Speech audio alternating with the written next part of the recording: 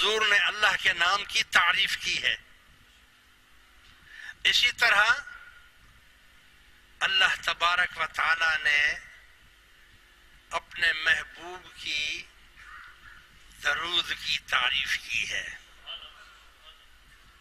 کہ درود شریف پڑھنے والا کبھی بدبخت نہیں ہوگا.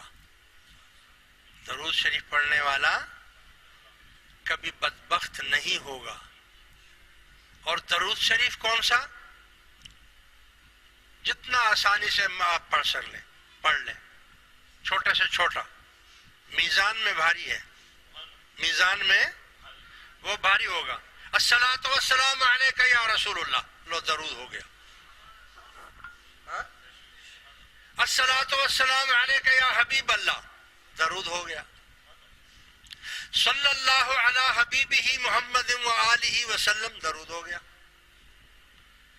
یعنی مختصر سے مختصر درود بھی موجود ہیں اور لمبے سے لمبے بھی ہیں. درود تاج ہے، درود لکی ہے، درود ماہی ہے اور بہت سارے درود شریف ہیں.